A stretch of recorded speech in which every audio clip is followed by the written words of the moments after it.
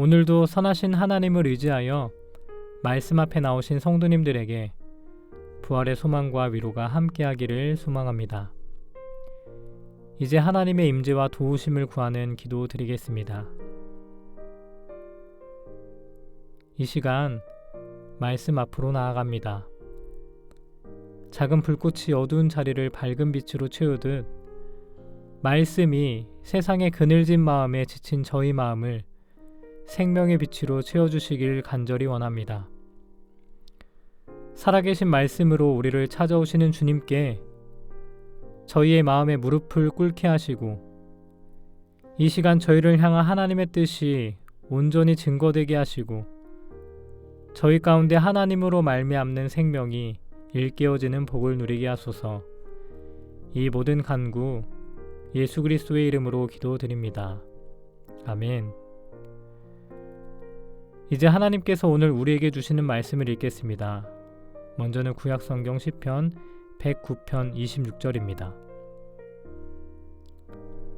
주 나의 하나님, 나를 도와주십시오. 주님의 한결같으신 사랑을 따라 나를 구원하여 주십시오.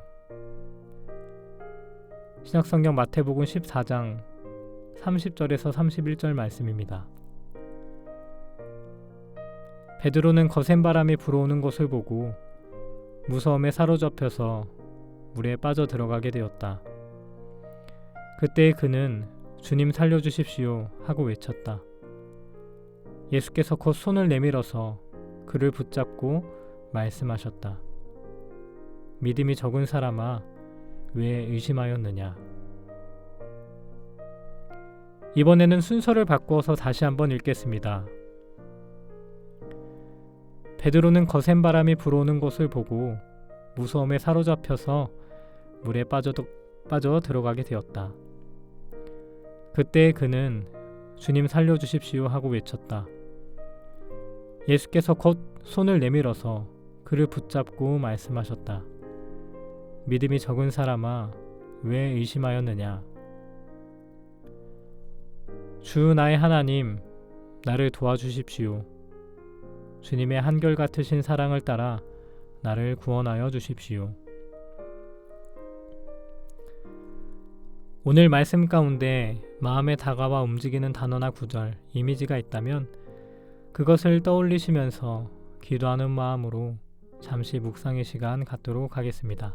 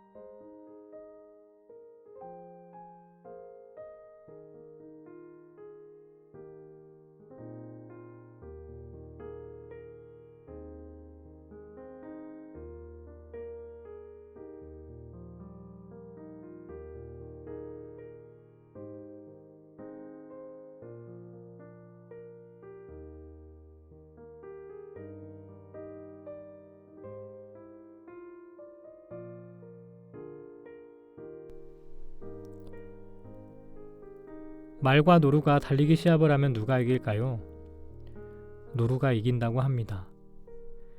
그런데 말이나 노루를 잡으려고 쫓아가면 누가 잡힐까요? 역시 노루입니다. 말보다 빠른 노루가 잡히는 이유는 두려움 때문입니다. 노루는 혹시 잡히지 않을까 염려하는 마음에 뒤를 돌아보다가 자기 능력을 제대로 발휘하지 못하고 잡힙니다. 그런데 이것은 비단 노루만이 아닐 겁니다. 우리 인간의 삶도 늘 두려움과 싸움입니다. 두려움 때문에 때를 놓치고 두려움 때문에 포기하고 여기에 걱정 근심과 염려하는 마음까지 겹치면 오도 가도 못하고 제자리에 주저앉고 맙니다. 지레 겁을 먹고 스스로 발목을 묶는 자기 마음속의 족쇄 때문에 깊은 물속에 빠져갑니다. 오늘 베드로의 이야기가 바로 이 이야기입니다. 오늘 복음서 말씀을 보면 베드로가 거센 바람이 불어오는 것을 보고 무서움에 사로잡혀서 물에 빠져 들어가게 되었다라고 번역했습니다. 베드로는 오라 하신 주님을 끝까지 바라보지 않았습니다. 대범하게 배 밖으로 발을 내디뎠으나 이내 자신의 두 발이 깊은 물 위에 서 있음을 의식하게 되었습니다. 발 아래는 시면을 알 수 없는 어두운 바다입니다. 퍼뜩 베드로는 자기가 놓인 실존의 상황에 눈에 들어왔습니다. 그러자 눈앞에 예수님이 보이지 않게 되었습니다. 대신 거센 바람이 눈에 들어옵니다. 그는 예수님에게 끝까지 집중하지 않았던 겁니다. 밤 사경의 어둠과 자기 안의 두려움에 사로잡힌 베드로는 결국 그렇게 바닷속으로 침몰합니다. 살다 보면 종종 물건을 떨어뜨릴 때가 있습니다. 사람이 물건을 떨어뜨리는 것엔 단 한 가지 이유밖에 없습니다. 꽉 쥐지 않았기 때문입니다. 꽉 쥐지 않은 것에도 단 하나의 이유밖에 없습니다. 물건을 떨어뜨려도 된다고 생각한 건 아니지만 절대 떨어뜨리면 안 된다고 생각하지는 않았기 때문입니다.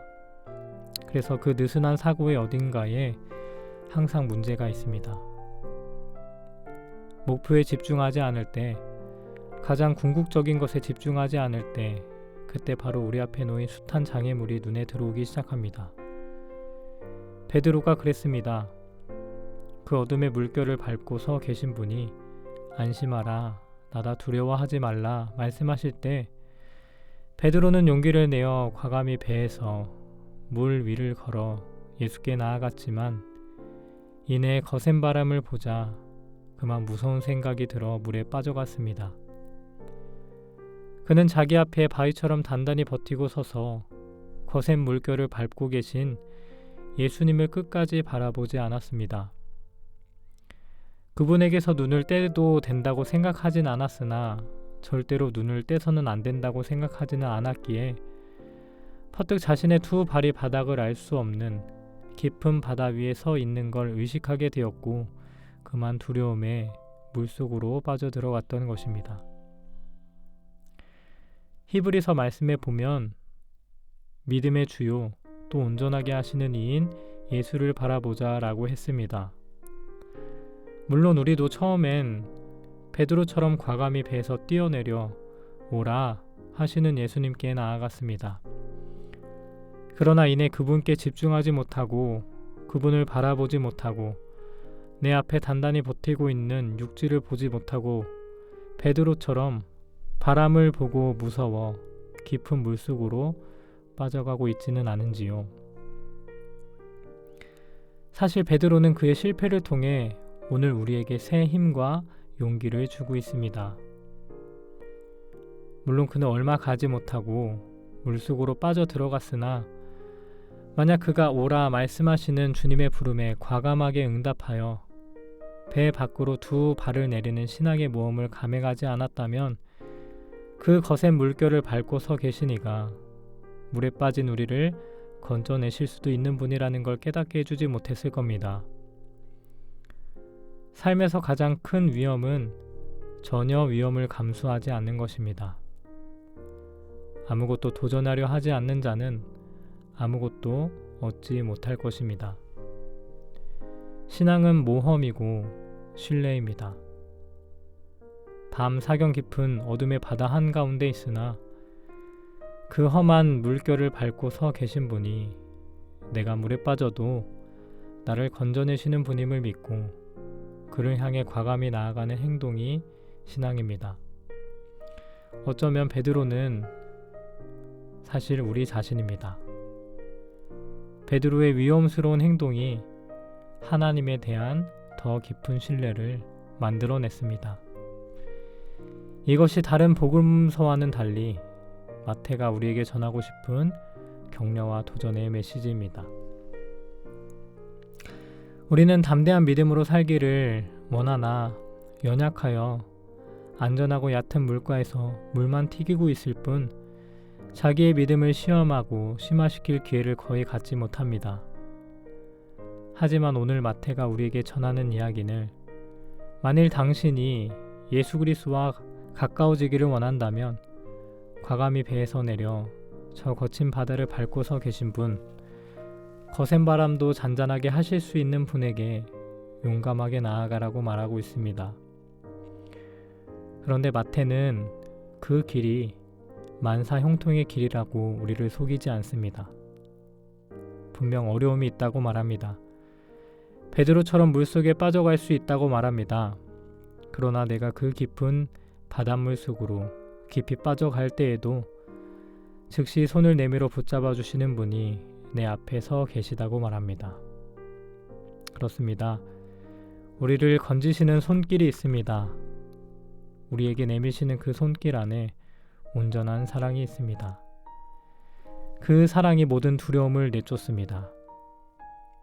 하나님께서 내미신 손을 꼭 붙잡으십시오. 놓치지 않게 꽉 붙잡으십시오. 위험한 일을 당할 때, 어려운 시험 당해도 오늘 시편 기자의 고백처럼 주님의 한결같으신 사랑으로 여러분을 지키실 것입니다. 함께 기도하겠습니다.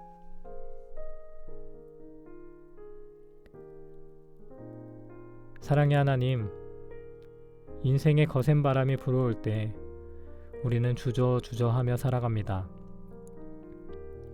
바람과 소용돌이 치는 파도는 시야에 쉽게 들어오고 손짓하여 부르시는 주님의 음성은 쉽게 외면해버립니다. 우리는 그동안 얕은 물가에서 물만 튀길 뿐 믿음을 시험하고 심화시킬 기회를 스스로 저버렸습니다. 그러나 이제부터는 조금씩이나마 주님 앞으로 나아가도록 우리를 인도하소서. 주님이 계신 곳에는 분명 어려움이 있지만, 베드로처럼 물속에 빠져갈 수 있지만, 바닷물 속으로 깊이 빠져갈 때에도 즉시 손 내밀어 붙잡아 주시는 분이 계시다는 것을 신뢰하며 살아가게 하소서. 이 모든 간구 우리 주 예수 그리스도의 이름으로 기도드립니다. 아멘. 이제 계속해서 여러분의 기도와 묵상을 이어가시겠습니다.